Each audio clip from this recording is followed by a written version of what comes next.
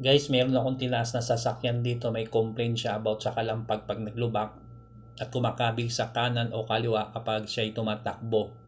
So, kailangan natin i-checkin at importante talaga ito lalo-lalo na sa sasakyan. And katulad nito, tinaas ko, nakita ko siya basag yung suspension lower bushing niya sa kanan at dito rin sa kaliwa, basag din yung suspension lower niya.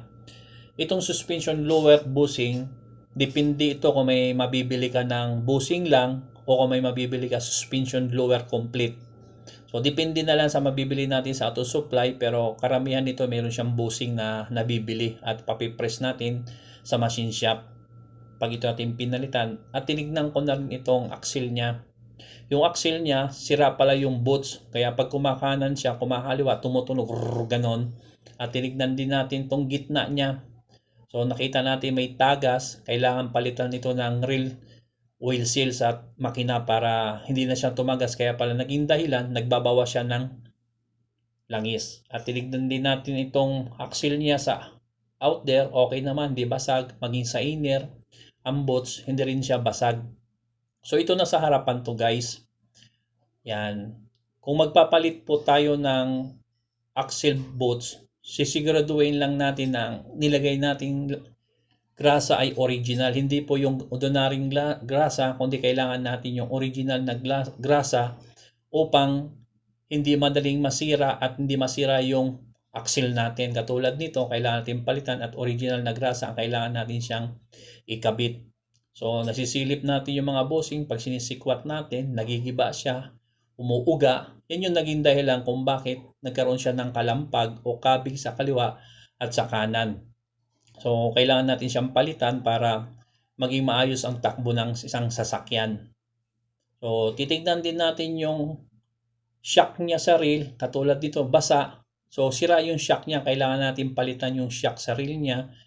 At para maganda yung takbo, kung siya may tatakbo na may karga, hindi siya makalampag. Tignan din natin yung kanan. Katulad nito sa kanan, makita natin tuyo. Ibig sabihin niya, walang problema sa shock sa likod. Tignan natin dito sa harapan, sa kanan, silipin din natin kung basa. So, hindi rin siya basa guys. So, okay lang yan. At ibig sabihin niya, buo pa yung shock sa harapan, sa kaliwa. Ganun din, tignan natin. So, okay rin siya, di pa siya basa. So, maganda na itataas natin yung lifter natin sa ating sasakyan sa lifter upang makita natin na lahat ng problema. Katulad nito, okay lang yan. At hindi natin kinakailangan ng palitan. Minsan, iniikot din natin itong gulong para malaman din natin kung may problema sa bearing. So, wala naman siyang ingay. So, yun lang nakita lang natin. Kailangan natin palitan at nasisilip natin ng kompletong buong axle na yan.